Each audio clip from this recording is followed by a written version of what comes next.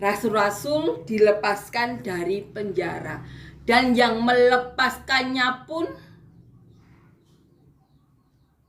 malaikat Tuhan. Amin ya. Amin. Ini ada satu kata-kata di mana ada kata iri hati. Mereka sangat iri hati. Kalimatnya seperti itu. Siapa yang iri hati? Imam besar dan pengikut-pengikutnya. Kita tahu di mana ada iri hati, kecemburuan, hal-hal yang najis di mata Tuhan, pasti ada kekacauan, pasti ada kegaduhan. Karena apa? Ada iri hati di orang-orang atau sebagian orang-orang. Tapi di mana ada ketulusan, ada kasih karunia yang melimpah-limpah. Ini benar-benar mengajarkan kepada manusia, mengajarkan kita yang dimaui Tuhan itu ketulusan, sehingga ada kasih karunia yang melimpah-limpah. Amin ya. Amin. Kita akan renungkan ya dari ayat di awal. Untuk kita bisa apa? Memaksimalkan diri kita untuk bermanfaat bagi Tuhan. Kita harus berusaha agar iri hati, kedengkian, atau segala sesuatu yang bukan dari Tuhan tidak ada di hati kita. Kalau itu ada di hati kita, kita hanya akan jadi batu sandungan. Karena apa? Iri hati itu menimbulkan kegaduhan. Kerjaannya kalau orang iri hati itu adu domba. Kerjaannya kalau orang iri hati itu menjelek-jelekan pihak lain. Itu yang dilakukan orang-orang iri hati.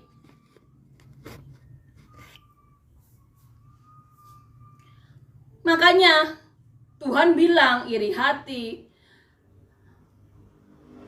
juga termasuk kenajisan.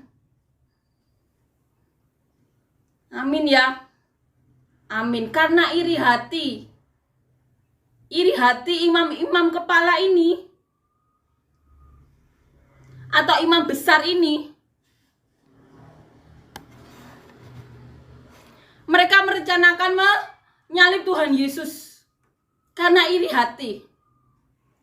Dan karena iri hati juga karena murid-murid Tuhan Yesus melakukan mujizat yang besar, mereka mengulangi kesalahan lagi. Mereka menyebarkan berita, kemudian menangkap Tuhan Yesus dan ini murid-murid Tuhan Yesus. Karena iri hati atas mujizat yang mereka bisa lakukan. Kok bisa ya?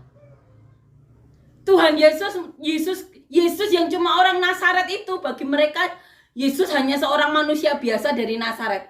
Kok bisa melakukan mujizat ya?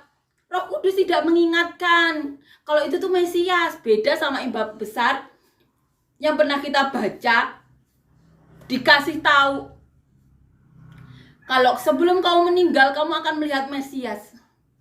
Seperti itu Roh Kudus kalau mengingatkan manusia agar tidak berbuat dosa atau dikasih kasih karunia bisa melihat Mesias sebelum meninggal.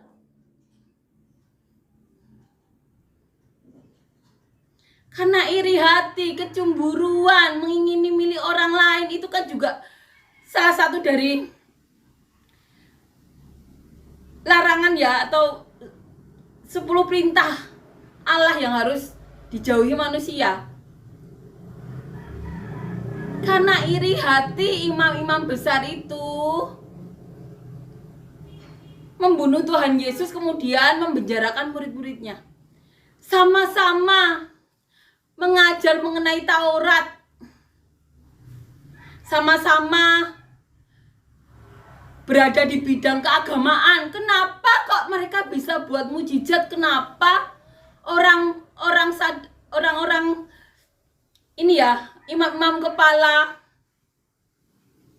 tidak bisa buat mujizat? Mereka iri. Ada iri hati sehingga menimbulkan kekacauan. orang yang tidak bersalah tidak mengganggu mereka, menyembuhkan orang lain, memberi makan, malah mereka penjarakan. Karena iri hati. Segala sesuatu yang di mata Tuhan najis, itu menimbulkan kekacauan, kegaduhan. Tapi ketulusan, hal-hal yang berasal dari Roh Kudus, menimbulkan kasih karunia yang melimpah-limpah. Jangan ada iri hati. Karena apa? Tidak bisa dipakai Tuhan. Hanya menimbulkan kekacauan. Selama di muka bumi ini, kesempatan bagi siapapun yang merasa menjadi batu sandungan untuk menjadi saluran berkat Tuhan, bertobat. Selama masih hidup di dunia ini itu kesempatan. Kesempatan untuk berbalik dengan segala keirian hati. Karena iri hati, Tuhan Yesus disalib.